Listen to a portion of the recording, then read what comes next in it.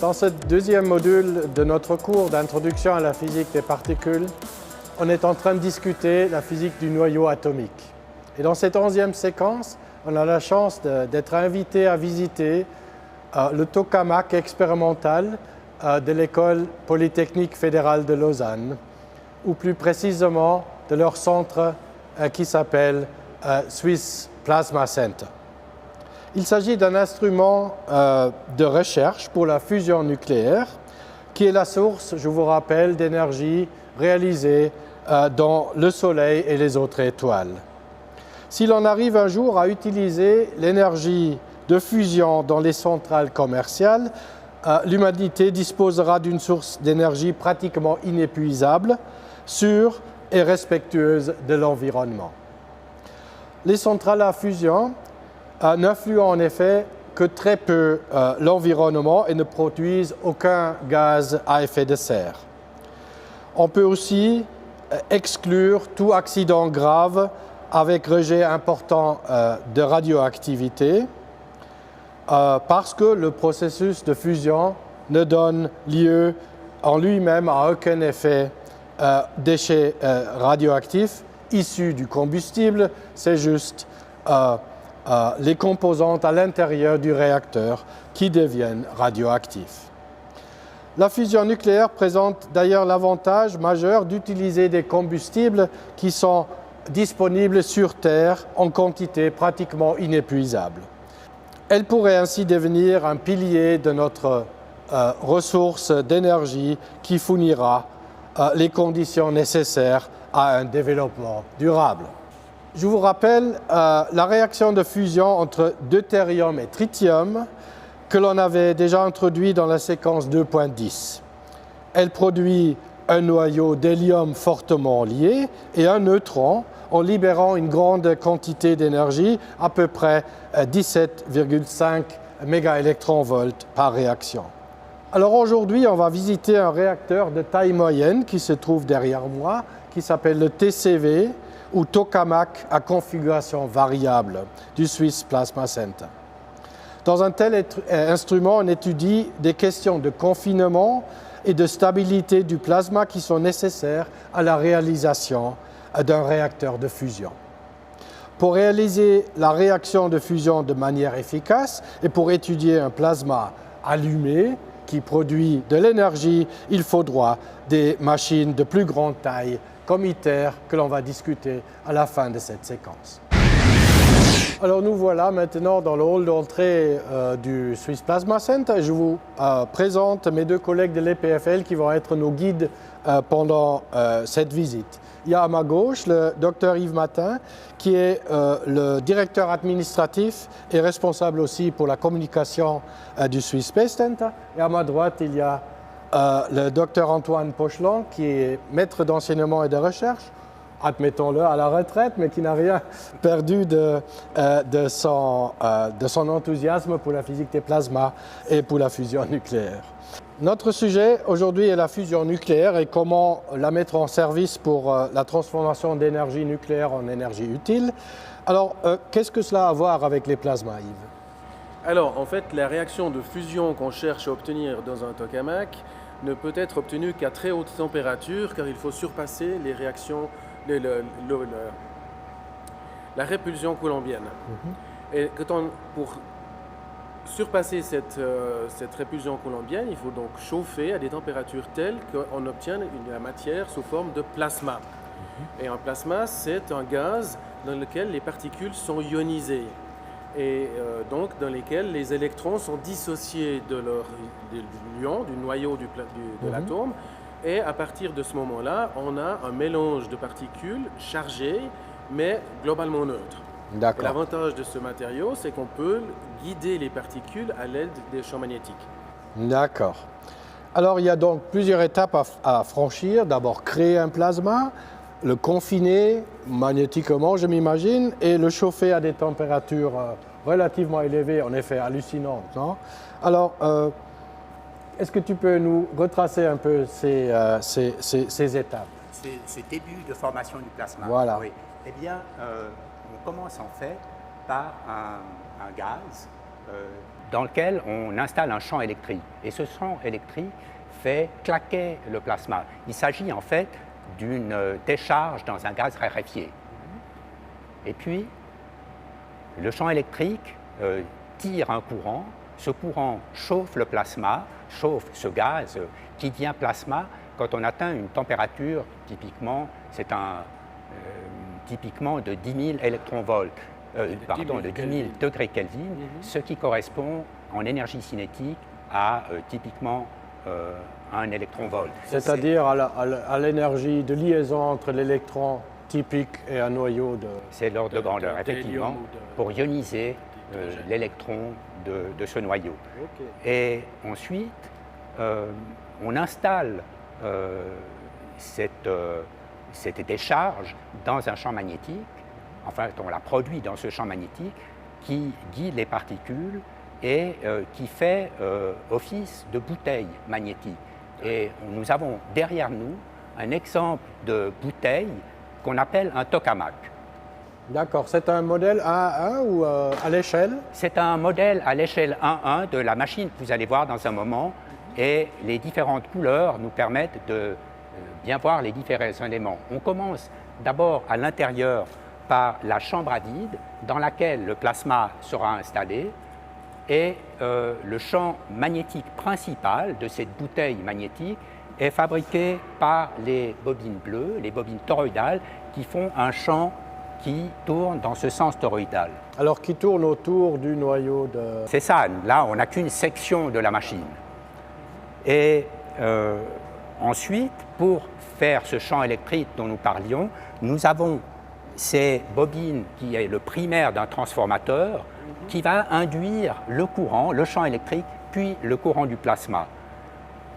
En plus, nous avons dans cette machine, et c'est une particularité de cette machine, d'avoir autant que 16 bobines, les bobines jaunes, ici, qui sont des bobines alimentées indépendamment par des générateurs indépendants, ce qui permet de contrôler la forme du plasma et la position, mais ça permet d'allonger le plasma selon finalement la loi qui est que les courants de même signe ou de courants opposés s'attirent ou se repoussent. Donc, c'est avec ça qu'on va créer tous ces... Pour simplifier un peu, les bobines bleues font un champ qui est confinant, et ensuite les bobines jaunes servent à manipuler la forme de ce confinement. Alors Yves, est-ce que tu peux nous expliquer comment ensuite on chauffe le plasma au-delà de la température initiale? Alors tout d'abord, comme dans n'importe quel tokamak, on utilise le chauffage ohmique. Simplement, comme le disait Antoine, il y a du courant qui circule dans ce plasma, donc le courant va chauffer le plasma. C'est la résistance du plasma qui va chauffer le plasma. Absolument. Mais la température qu'on peut obtenir avec ce chauffage n'est pas suffisante encore. Donc il faut ajouter d'autres systèmes de chauffage. Et ce qu'on utilise habituellement, et notamment ici, dans notre tokamak, c'est du chauffage par micro-ondes ou chauffage radiofréquence. Et on va agir sur des résonances qu'on trouve à l'intérieur du plasma. Mais ça va chauffer les électrons, non? Et non pas les noyaux, primairement. Alors, effectivement, le système de chauffage que nous avons ici chauffe principalement les électrons, mais après, par collision avec les ions, eh bien, l'énergie des électrons est aussi transférée vers les ions, et donc la température des ions augmente aussi. Alors, pour apprendre comment on va générer ces radiofréquences qui chauffent le plasma, on va monter en haut pour voir les gyrotrons qui produisent cette radiofréquence. Je vais passer à travers ce qu'est un gyrotron. D'abord, vous en avez un installé là en bas, nous y reviendrons dans un instant, mais le gyrotron, c'est essentiellement un tube qui permet de fabriquer 0,5 à 1 MW de puissance, et on a au fond de l'image, on a le canon à électrons qui fait un faisceau d'électrons qui passe à travers le tube, et les électrons arrivent dans le collecteur ici en bas à droite. Ensuite, le faisceau d'électrons passe dans une cavité à l'intérieur du champ magnétique généré par un supraconducteur.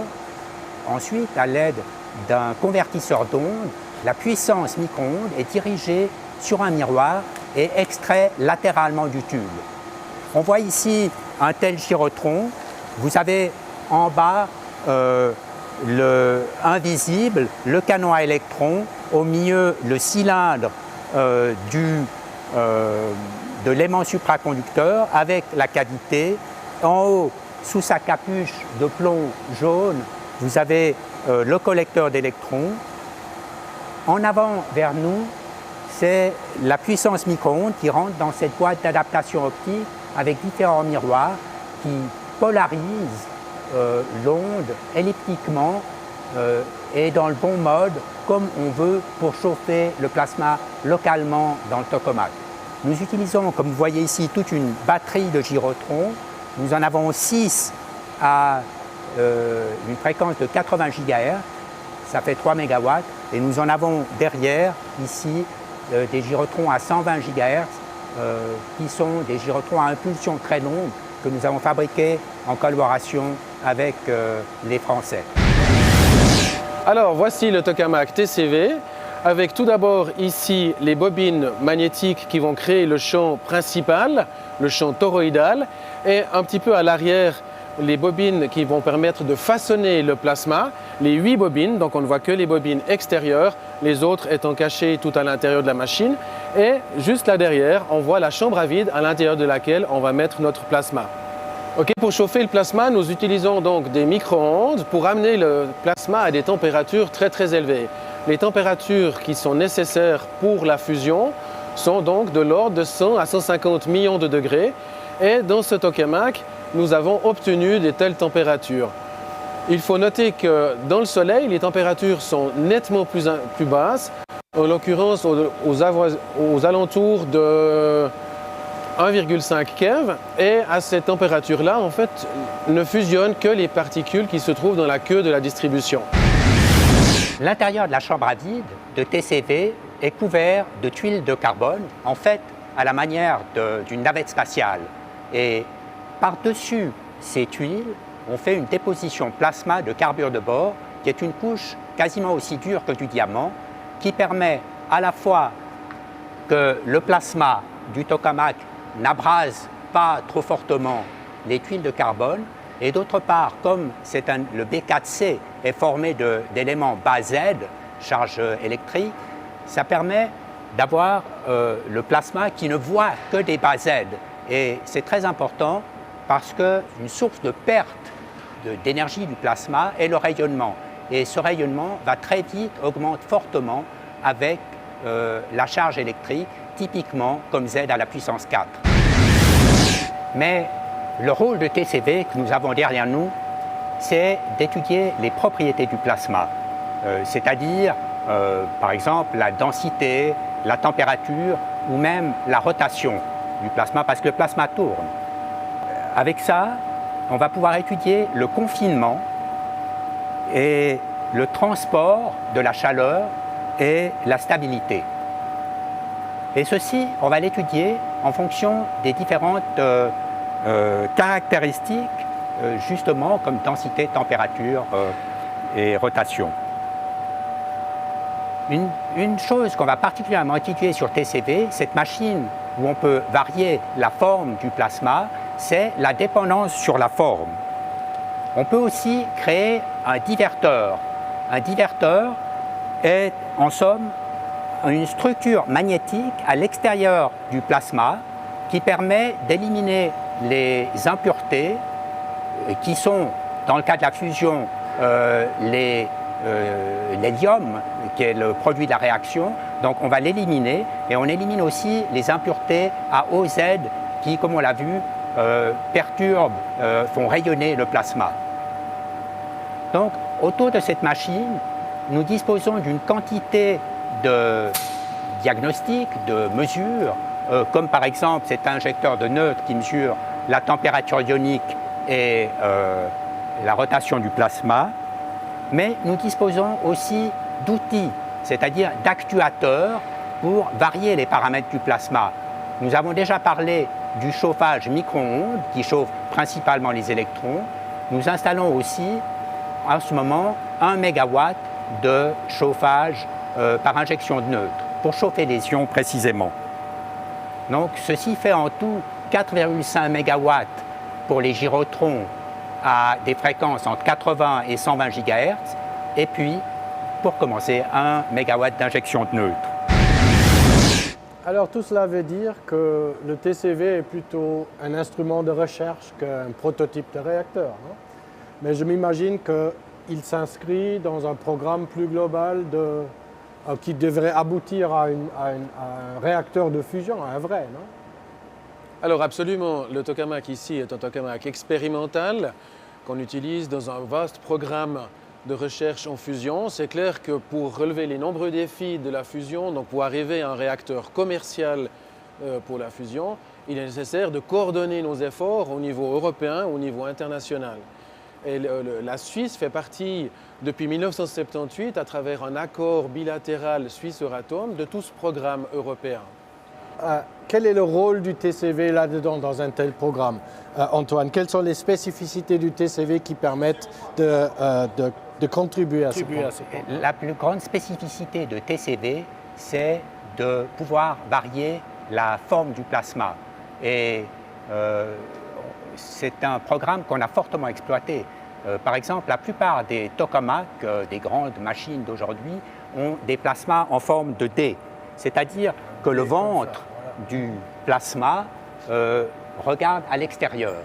Mais dans TCV, on a pu faire aussi des plasmas en forme de D inverse. C'est-à-dire que le ventre regarde vers l'intérieur.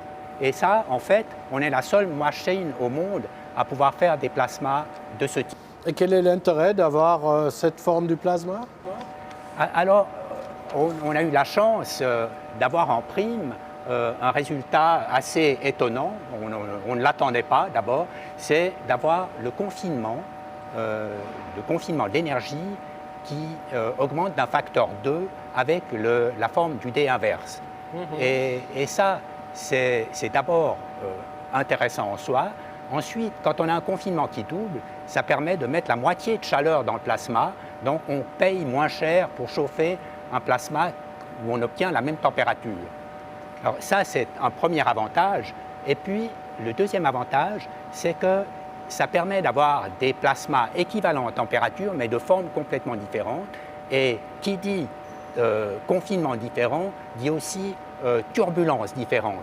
Et on peut comparer maintenant avec des codes qui sont très complexes, les codes qui simulent la turbulence du plasma et le confinement. Et on peut comparer de cette façon l'expérience avec des modèles numériques. Et c'est vraiment à ça que sert cette expérience aussi. C'est alors les instabilités un peu turbulentes du plasma qui limitent le confinement, le temps de confinement dans un tokamak? Alors effectivement, on observe au bord du plasma des instabilités qui ressemblent étrangement aux protubérances solaires, aux éruptions solaires.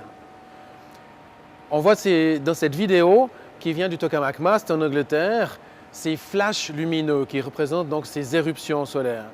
Et on développe des moyens opératoires justement pour diminuer l'impact que ces éruptions solaires auraient sur le matériau du tokamak. Ce tokamak, avec son système de contrôle de la forme, son système de chauffage des électrons et bientôt son système de chauffage des ions, de même qu'avec un ensemble de diagnostics, donc d'appareils de mesure, fait que cette machine est excessivement productive. On a des quantités de résultats absolument fantastiques qu'on peut créer avec cette machine qui est absolument unique au monde. De plus, le fait qu'on appartient à un environnement académique dans le cadre de l'EPFL, donc on a la possibilité de former énormément de doctorants dans les tâches de physique des plasmas. Alors la prochaine étape vers l'utilisation commerciale de la fusion s'appelle ITER, non? C'est un vrai réacteur cette fois?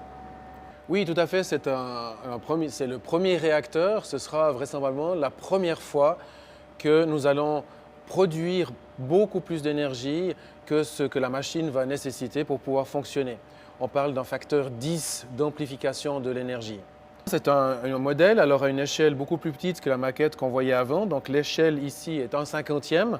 On voit un petit bonhomme ici derrière. Mais pour le reste, on a exactement les mêmes composants que nous avons dans notre tokamak. Alors c'est un programme international, je m'imagine, ce n'est pas uniquement la Suisse qui va construire ça, non? Absolument. C'est une collaboration vraiment au niveau mondial avec le Japon, la Corée du Sud, la Chine, l'Inde, la Russie, les États-Unis et l'Europe, y compris la Suisse. Alors quel est le rôle de la Suisse pour faire marcher ce projet? Alors, nous contribuons tout d'abord à tous les aspects scientifiques, donc on prépare l'exploitation de cette machine, donc pour le programme scientifique, pour savoir qu'est-ce qu'on va faire comme expérience dessus. Mais on prépare aussi des éléments physiques, donc notamment ces lanceurs de micro-ondes, donc les systèmes de miroirs qui permettent d'injecter les micro-ondes dont on est expert ici au Swiss Plasma Center par toute notre connaissance qu'on a accumulée au fil des années. On participe aussi au niveau des mesures magnétiques et également au niveau des tests de supraconducteurs. Donc tous les supraconducteurs qui seront utilisés pour toutes les bobines de cette machine, en fait, auront passé à travers la Suisse, à travers notre laboratoire pour y être testés. Alors en contraste avec le TCV, ça ne sera pas des aimants normaux, mais des aimants supraconducteurs qui vont servir ici. Absolument. Alors, à quelques grands facteurs de taille près, tout cela suit un peu le même principe, celui du tokamak, non? Mais est-ce qu'il n'y a pas d'autres moyens de stocker un plasma qui peut fusionner? Oui, alors il y a, dans le confinement magnétique, il y a essentiellement deux grandes filières. On a parlé du tokamak et je vais redire en fait rapidement ce que c'est qu'un tokamak. Dans un tokamak, le champ confinant est fabriqué à la fois à l'extérieur du plasma par les bobines toroïdales et à l'intérieur du plasma par le champ créé par le courant qui circule dans le plasma. Il y a une autre manière de faire des bouteilles magnétiques et c'est la manière du scélérator. Dans cette machine-là, dans ce concept, on a le champ qui confine le plasma qui est complètement formé à l'extérieur par des bobines de forme assez complexe en fait. Et c'est pour ça qu'il n'y a pas tellement de scélérators sur la planète en ce moment, c'est que c'est difficile à construire. Et le scélérator a des belles promesses aussi parce qu'on peut à la fois, enfin il n'y a pas de disruption comme dans un tokamak, c'est-à-dire des interruptions brutales du courant plasma, et on peut monter à de très hautes densités. C'est donc extrêmement prometteur au point de vue plasma, mais c'est difficile à construire. Mais il y a quand même un scélérateur qui a été construit en Allemagne. Oui, alors à Greifswald, sur les bords de la Baltique, le scélérator Wellenstein-Sevenix a été construit au cours des dernières années et en ce moment, on est en train de tester la forme du champ magnétique produite par ces bobines très complexes à l'extérieur de la machine. Et là, vous avez une photo très élégante qui montre que le champ magnétique réalisé est bien celui qu'on avait voulu réaliser. Et selon toi, ces deux filières vont aboutir à un réacteur qui marche et qui produit de l'énergie tout de suite? Alors, on explore le tokamak qui est relativement simple à construire et le scélérator qui est une autre possibilité. En fait, la fusion est un programme qui s'étend sur de nombreuses générations. C'est long, c'est un programme qui regroupe à la fois une recherche fondamentale et aussi une recherche extrêmement appliquée. Il faut développer les matériaux nécessaires à la fusion. On a besoin de très grands supraconducteurs à des champs élevés. Et puis, il faut, par exemple, encore pour n'en citer qu'un, il faut régénérer le tritium à partir du bombardement du lithium. Donc, un vaste programme. Alors, merci beaucoup Yves et Antoine pour cette visite et pour ce tour fascinant à travers le monde de la fusion et de la physique du plasma. J'attire d'ailleurs votre attention sur un MOOC offert par l'EPFL en parallèle à ce cours-là, sous le titre de Plasma Physics and Applications, et vous trouverez des informations sur le site que voici.